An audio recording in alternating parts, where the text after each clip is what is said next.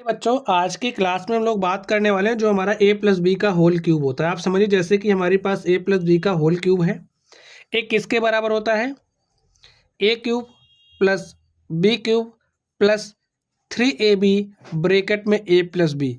इसी फॉर्मूले को आप कुछ दूसरे तरीके से भी लिख सकते हैं। देखिए कैसे, a cube plus B cube plus 3a² b plus 3ab²।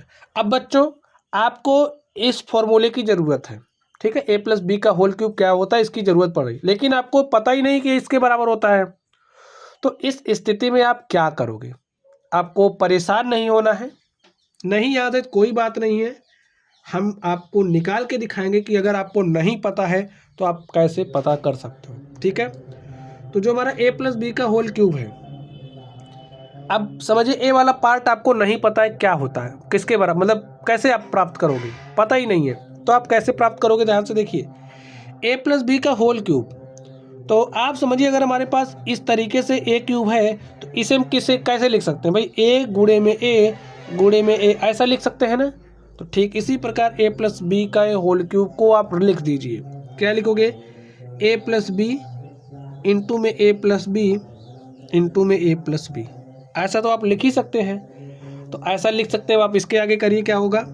अब आप क्या करिए, इसको इससे गुणा कर दीजिए। चलिए गुणा करते हैं। ए को ए से गुणा किया तो a² आ गया, इस a को b से गुणा किया तो क्या आ गया, ab आ गया, ठीक। अब इस b को a से गुणा किया तो भाई क्या हो जाएगा, ab।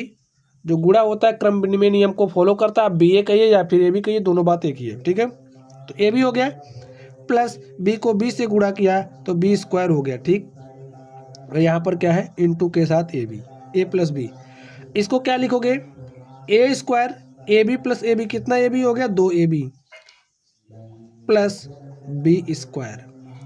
अब आप क्या करोगे, इस a प्लस बी से आप इसमें गुणा कर दीजिए। करिए गुणा, देखिए क्या होगा। a² से a में गुणा किया तो भाई a² गुणे a करोगे तो भाई a³ हो जाएगा।